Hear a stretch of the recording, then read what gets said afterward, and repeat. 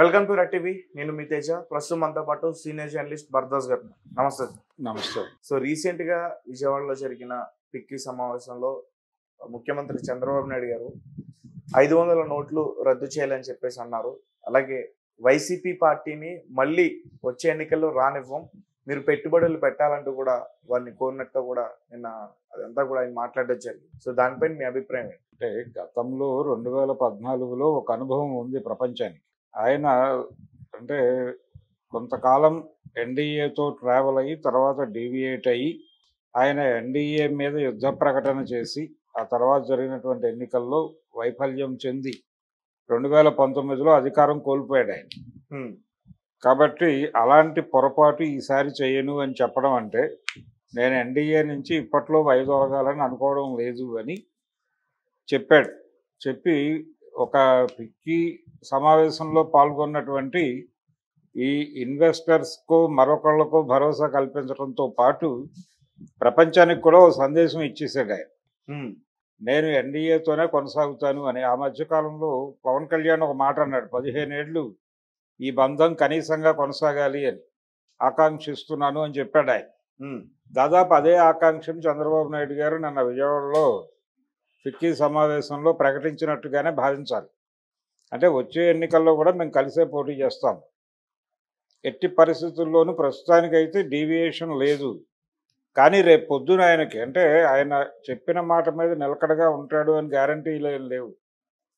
రాజకీయాల్లో అభిప్రాయాలు మార్చుకునేవాడు పొలిటీషియన్ కానేరడు అన్నాడు గురజాడ అప్పారావు గారు. కాబట్టి అభిప్రాయాలు స్థిరంగా ఉంటాయా అనేది చెప్పలేం, కానీ ప్రస్తుతానికైతే ఆ ఒపీనియన్తో ఉన్నాడు ఆయన. ఆ ఒపీనియన్ని ప్రపంచంతో పంచుకొని ప్రపంచాన్ని కన్విన్స్ చేయాలని చూస్తున్నాడు.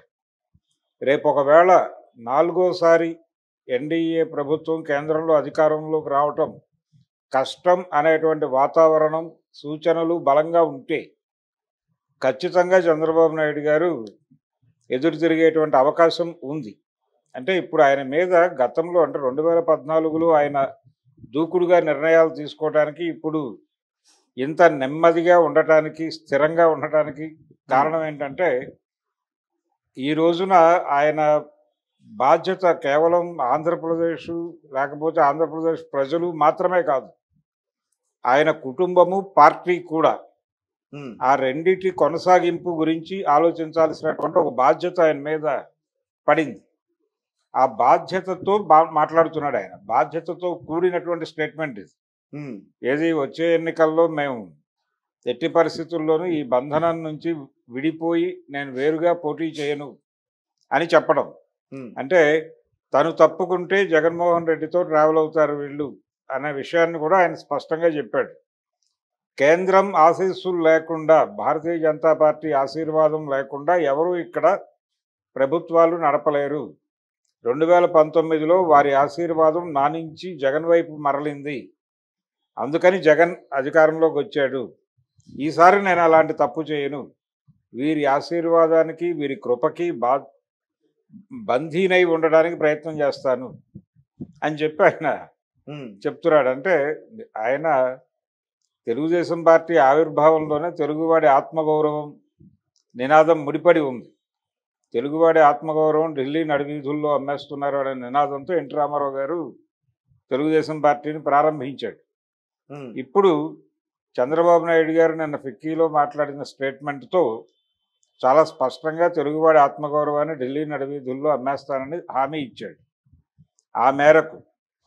ఆ మేరకు ప్రస్తుతం తెలుగు రాజకీయాలు టోటల్గా భారతీయ జనతా పార్టీ కంట్రోల్లో ఉన్నాయి. కంట్రోల్ ఇంకా నడుస్తోంది, ఇంకా నడుస్తుంది కూడా అనేటువంటి భరోసా కల్పించాడు ఆయన నిన్న.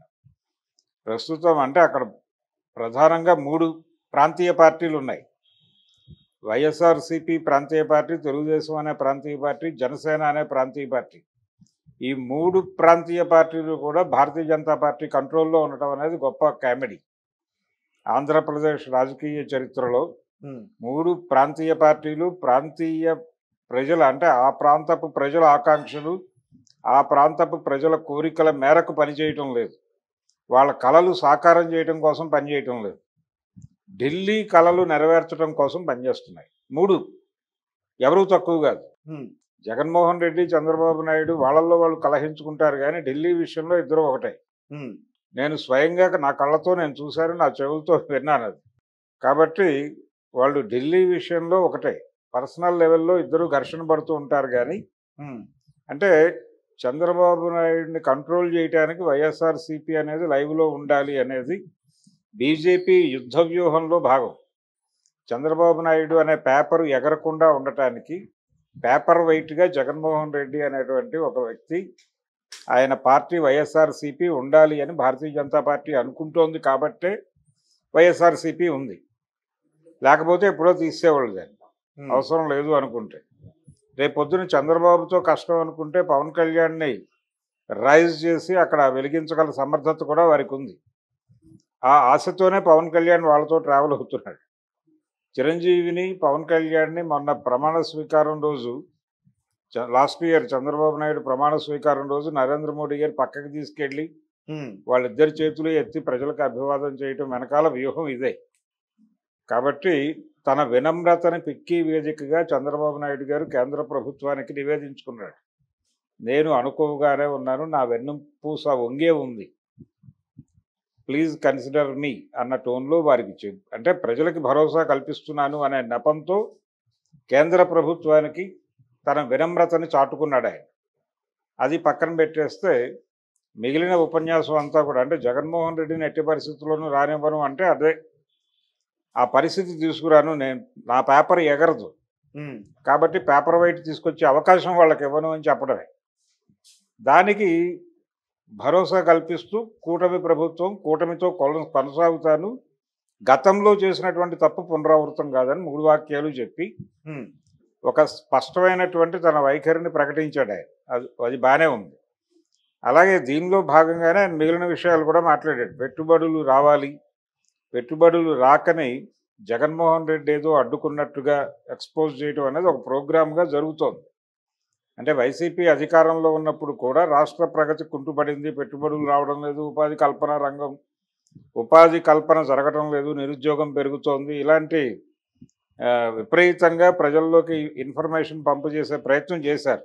ఉమ్, అంటే వదంతి యుద్ధం చేయడంలో చంద్రబాబు నాయుడు దిట్ట, పుకారు యుద్ధం బాగా చేయగలడు. విస్పరింగ్ క్యాంపెయిన్ అంటారు. ఆ విస్పరింగ్ క్యాంపెయిన్, గుసగుసల ప్రచారం చాలా అద్భుతంగా చేయగలడు, అది చేశాడు.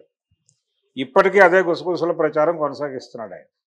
కొనసాగిస్తూ వైఎస్ఆర్సీపీ ఉన్న రోజుల్లో పెట్టుబడులు రాలేదు, రాష్ట్రం సర్వనాశనం అయిపోయింది, మీరు భయపడకండి, అలాంటి పరిపాలన రాదు, ఇంకా మీరు పెట్టుబడులు నిర్భీతిగా పెట్టండి, నేను చూసుకుంటాను అని చెప్పి ఆయన పెట్టుబడిదారులకు కూడా కార్పొరేట్లకి హామీ కల్పించాడు, హామీ ఇచ్చాడు.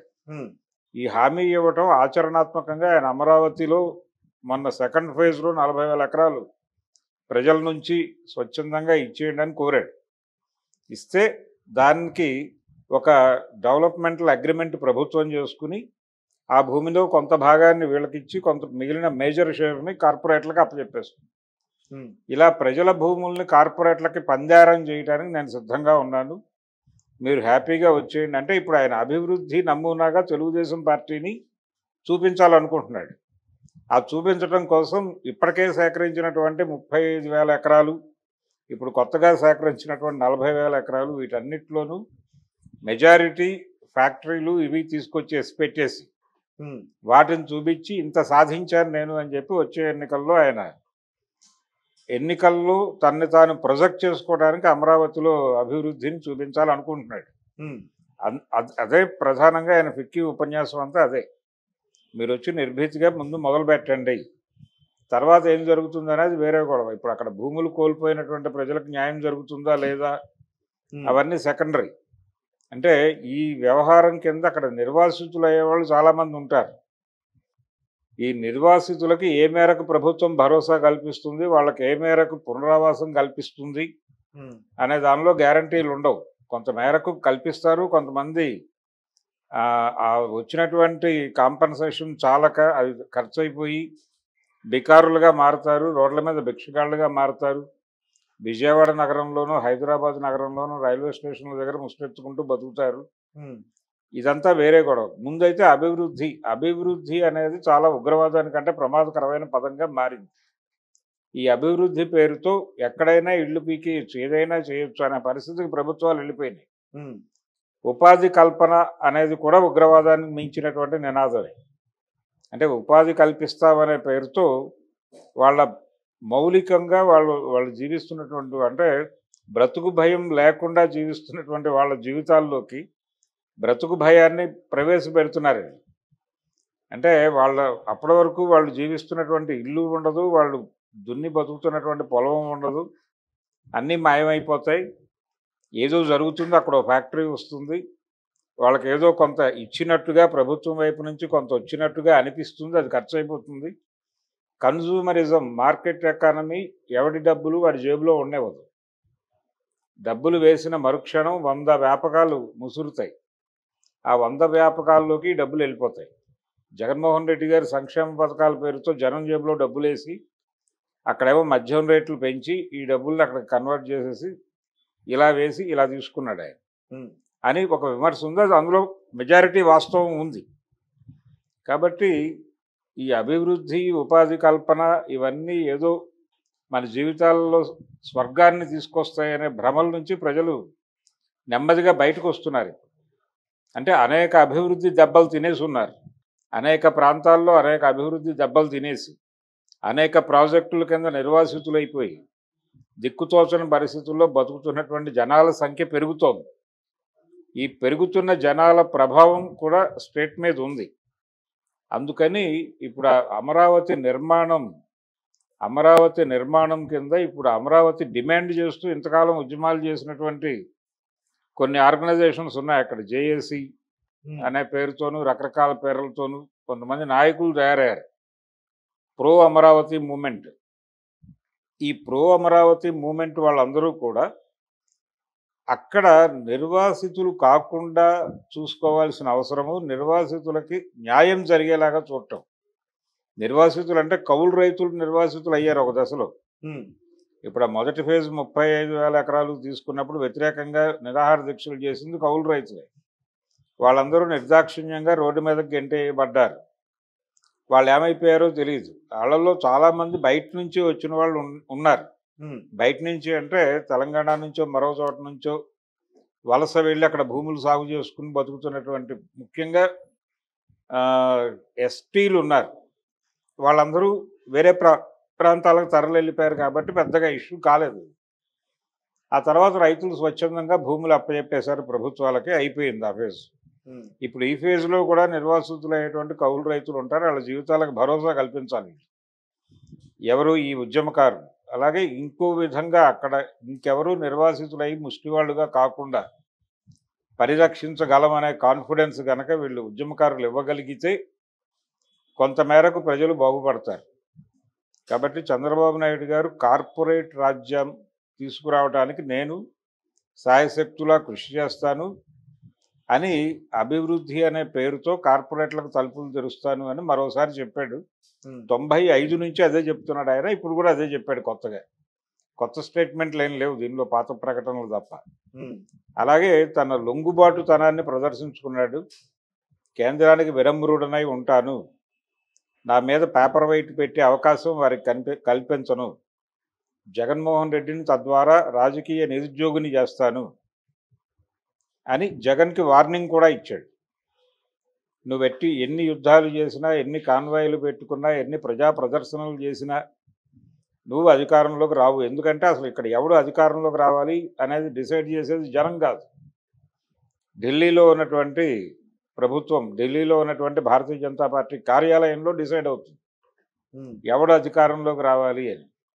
కాబట్టి వాళ్ళకి నేను వినమ్రుడనై ఉన్నాను కాబట్టి ఎట్టి పరిస్థితుల్లోనూ నువ్వు రావు అని ఒక వార్నింగ్ కూడా జగన్మోహన్ రెడ్డికి పడేశారు. ఇలా ఆయన తన లొంగుబాటుని, తన పాత పద్ధతి అయినటువంటి అభివృద్ధి నమూనా అనే పేరుతోనూ, అలాగే ప్రతిదీ నేనే నిర్మించాను అని చెప్పుకోవడం ఆయనకు అలవాటు. అందులో భాగంగానే ఒక అద్భుతమైన నగరాన్ని నిర్మించబోతున్నాను, అమరావతి నభూతో నభవిష్యతి అన్నాడు. ఆయన గతంలో 35 సంవత్సరాలు పడుతుంది అమరావతి కంప్లీట్ కావడానికి అని చెప్పుకున్నాడు. మరి ఆ ప్రకటన అంటే 35 సంవత్సరాల పాటు తెలుగుదేశాన్ని ఎన్నుకుంటే మాత్రమే అమరావతి పూర్తవుతుంది, కానీ మధ్యలో మీరు ఎవరెవరినో గెలిపిస్తే అవదు అని కూడా ఉంది అందులో. నిబిడీకృతమైనటువంటి ఒక వార్నింగ్ జనాలకు కూడా. ఓకే. కాబట్టి ఇప్పుడు జనాలతో ప్రమేయం లేని రాజకీయం నడుస్తోంది కాబట్టి